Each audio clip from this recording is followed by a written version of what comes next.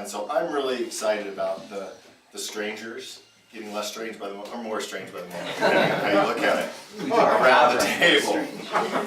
And so, thank you for almost all of you participating and doing your homework. And sending in some pictures, because we're so used to using our words and talking and getting to know each other and what we're about. And so this notion of sending in 5 pictures that resulted in these shadow boxes here. We thought it would be a vehicle as a way to get to know each other.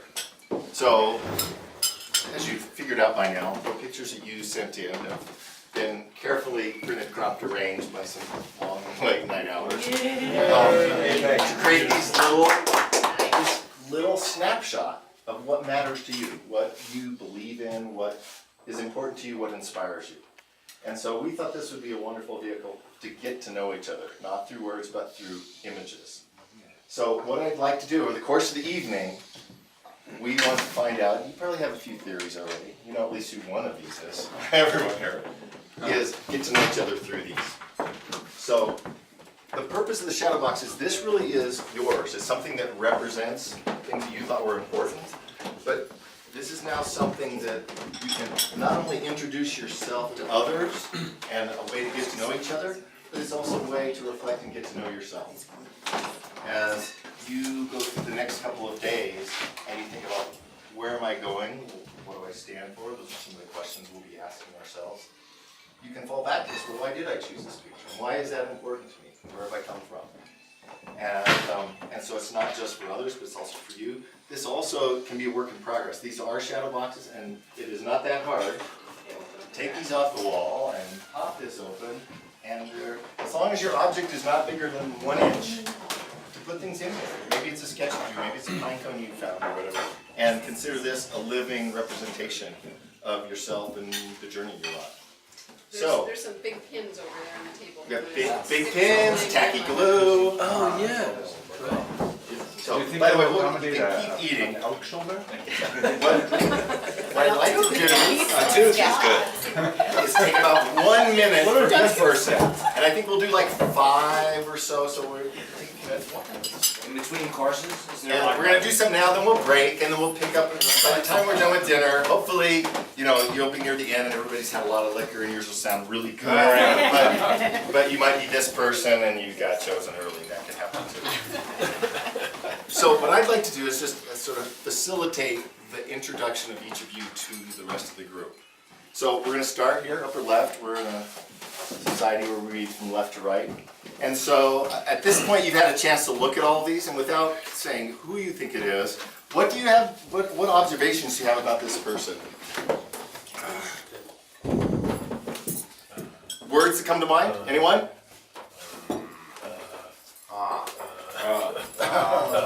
Well, when I see Einstein, I say smart but irreverent. Like we maybe think all these deep thoughts, like let's not take this too seriously. That's what I see. I say enlightened from the light that's in all the pictures.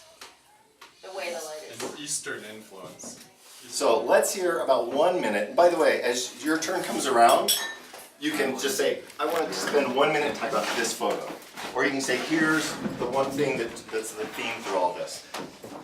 Do whatever you want. You can maybe touch on a couple, but a minute is not very long. But let's try and keep it to about that. And by the way, in a sense, you want to tease people to learn more because there'll be time over the next couple of days to learn more. So does anybody here want to, us to stand up and talk about who might this? I can't imagine who it's Stick your tongue out, Jim. So here's the deal. Can you see this, you guys? I was thinking about this a lot, which is probably overthinking it a lot. But it's an amalgam of stuff. And yeah, so the Einstein thing, I mean, the image to me is amazing because of who the man is, and he didn't need to do that, but he did.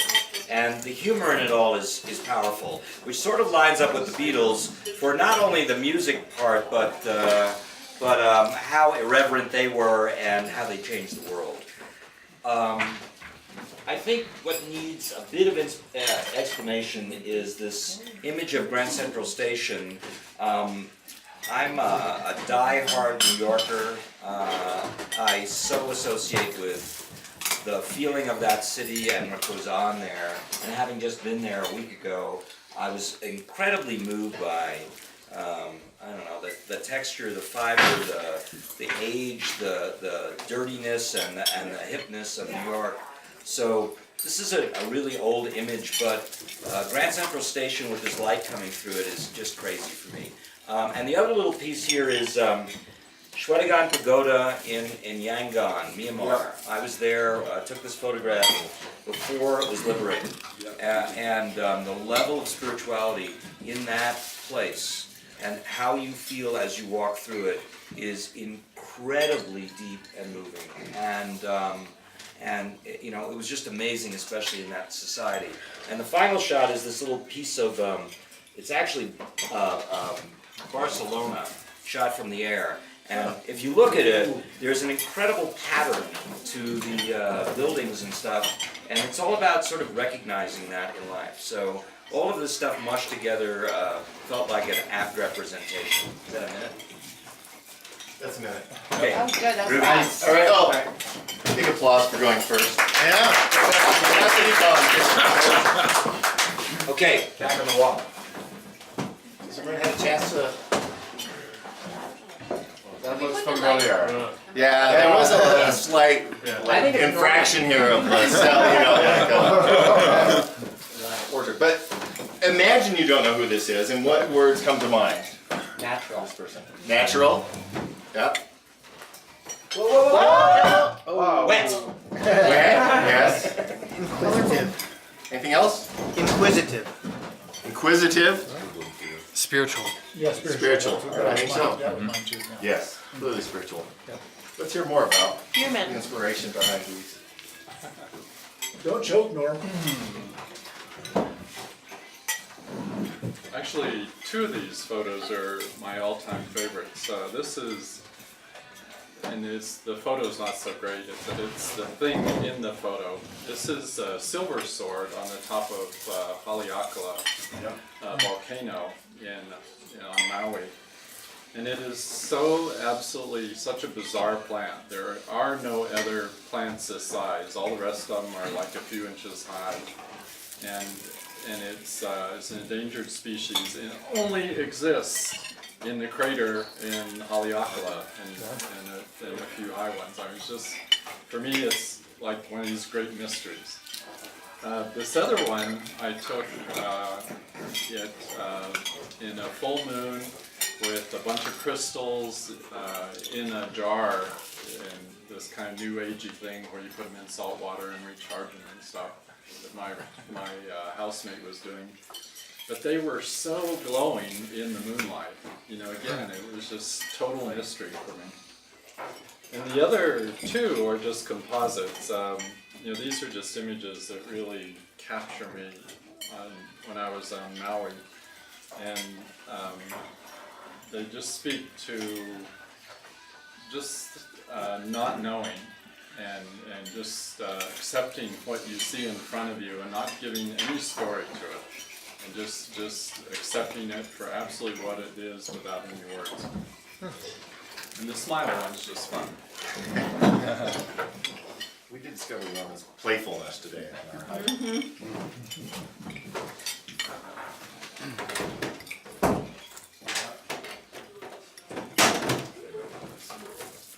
To the left.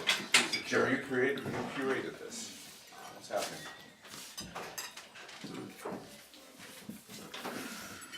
All right. Well, hopefully you had a chance to look at these earlier, just to refresh your memory.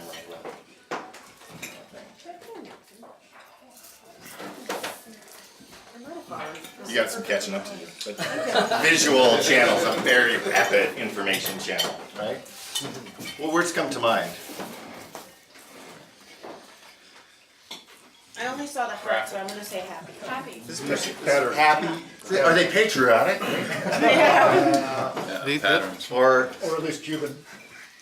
I smell you're not close, but I can smell sarcasm. There's somebody here who has an appreciation of the power of image and also the disruptive power of image, because take for example the one in the middle on the right side. Yes. You're taking a single element and then rotating it, and you disrupt the meaning of Right. the initial element. Clearly, there's only one way to go. But wait, there's 20 ways to go. All right, anybody want to claim this? Yeah, that's mine. Of course. I guess the common thread to all these images are they're things I made, and they're things I didn't get paid to make. I wasn't asked to make, but I ended up getting paid for. I spent about 45 seconds looking for the images, just because my professional business day is such that I don't have a lot of personal time. And I think it's fascinating that in that 45 seconds where I actually tried to do the assignment that Peg and Craig gave me, I ended up with images that were not client directed. They were things that I made that for some reason my clients embraced. The hands was an illustration for the op-ed page of the New York Times. It was reproduced about half the page, strangely enough. The neon pieces was a commission for an auction house named Wright in Chicago. He asked for just a piece of art. He didn't care what it was. So, and the smiley face is something that I've been working a lot with lately, trying to find trying to be happy in my sarcasm. And the heart is my quest, which we'll talk about later, is all about love. And that love is my quest. So that's why that's there. And I'll leave it Wow. at that. All right. Okay, let's I'm not even gonna. find to nail. I got it. What? Somewhere out there a little bit. Yeah. Yeah. Are you feeling nervous? Let's see.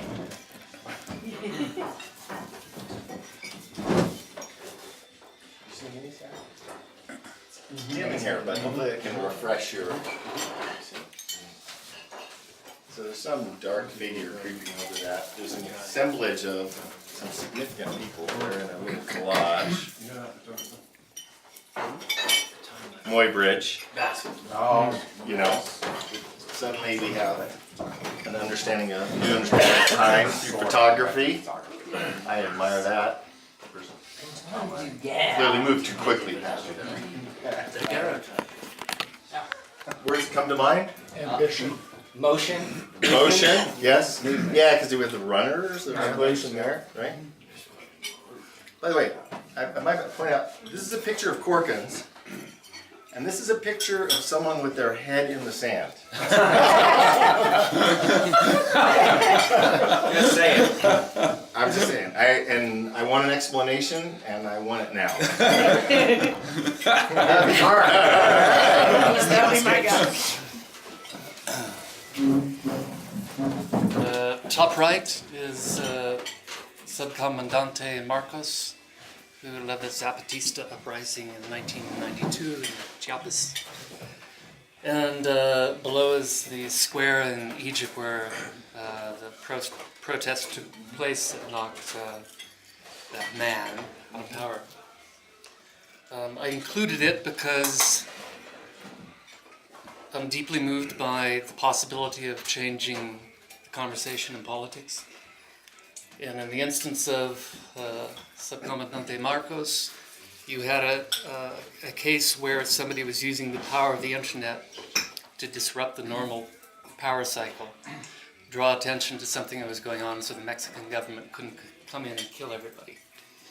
And here, the Arab uprising has had many mixed results, but you see a hopeful instance where technology is actually used as a tool of liberation instead of maintaining the status quo. Am I up to 60 seconds yet? Right. Nelson Mandela, Florence Kelly, Rachel Carson, Robert Kennedy. These are people who inspire me through their adherence to nonviolence, and also the day that Nelson Mandela got out of prison in South Africa, I wept like a baby, because here's somebody who maintained a vision through the most adverse circumstances, through nonviolence, and changed the political course of South Africa in the process. And so these people give me hope. Florence Kelly I can talk more on later. She's a very obscure person in Chicago politics, but was just a badass. And I like people who are badasses and disrupt the system. I'll indulge you 15 more seconds. Okay. Muybridge. Muybridge, because it's a way of seeing the world in a different way. And suddenly, you stop motion and you see something that wasn't there before. This piece is from an opening that I had in Paris. It's my first art show in 25 years. And it was the 30 happiest days of my life, because I waited until 30 days before the show to produce 6 pieces. The Tamahura runners in northern Mexico. Scott Jurek is a premier ultramarathoner in the world, and this guy kicked his ass, wearing no shoes. And then finally, I'm going to throw another tribute towards my longtime friend here. Tom has stuck his head in the sand more than once, but when he believes in something, he does very beautiful things. And if you know the story of Corkins, he got it 18 years ago and has transformed it into a situation where we're all sitting around the table today and doing something extraordinary. And I love this man. Thank you. He does. So I find Mark's very intimidating. I chose my pictures because they were pretty. Anyway, no political story. One more, and then let's return to chatting. I think this is one of the most powerful images. This is wonderful. So, there's a cat on a, I don't know if it's a Buddha head or whatever, and some just very serene black and white photos, and a little bit of Legend of Sleepy Hollow coming down this mysterious trail there. Peter, what do you say? Interpret it for the rest of us here in 5 seconds or less. The bird is free, although it's dark, it's subversive in a certain way, as are the trees. They're haunted in a certain way, but there's a glowing light of hope. In each of these pictures, there's a darkness, but there's also a light of hope. I like it. I don't see the You're hired. haunting. It's like Sleepless in Seattle. So, haunting but hopeful. Will you please stand up? All right. Yeah. About as haunting as Casper the Ghost. First, I want to thank you, Tom, and everyone here. About 42 hours before this event, I came down on a plane, having met Henry Shipman on the very same flight from San Diego many months prior, and had struck up a conversation with him. He had become a very fast friend, someone I was very fascinated with. And on that very same flight coming back from San Diego this time, when I touched down, I turned on my telephone to look at my mail, and there was this striking email from Henry going, "I know this is completely insane, okay, and you have no idea what I'm talking about, but you need to go with me this weekend." So, Trust me. a few hours later, I'm on the phone with Tom, who I don't even know. I didn't even have Henry's number. So I found your number, I called, and it's just been ridiculous ever since. Like, okay, Chris, you're coming. We need 5 photographs in 15 minutes. I haven't read anything about Corkins Exchange. I have nothing. I have no idea who's coming. Right? And so it was unbelievable blessing, and not even a coincidence that I don't believe in them. That this event, this peculiar sort of creative, innovative recentering happens at a moment of great tumult in a business launch for me right now. And it was totally ridiculous that I can. And about 3 minutes after I said, this is the most ridiculous thing I've ever heard, I'm managing my time in 15-minute increments. I said, that's the most brilliant thing I've ever heard of in the world. So without belaboring it too much, I want to start with Nelson Mandela, who introduced, in my world, the word Ubuntu, which is an African phrase, which is, I am because you are. Okay, and a lot of what's here has to do with my magnificent obsession with the birth of everything from nothingness. And so, out of the one thing that doesn't change, present awareness, I guess, would be one way of saying it, arises all things, dances, and dissolves. And so you'll see these transparent images where things are coming in and going back out. It's a very difficult thing to discuss noumena through images, except the cat, which is one of my two Siamese cats. Yes, standing on the head of Buddha, representing the kind of devilish behavior and a curiosity that I share with them. So that's particularly, and yes, you're right, this is an image of the freedom that comes from resting in no more Cartesian boxes. The end of Cartesian boxes. It is all sort of thematic around a nonprofit that I have called Stillness Speaks. Thank you. All right. We'll pick this up a little later in dinner and do a few more. Cue music.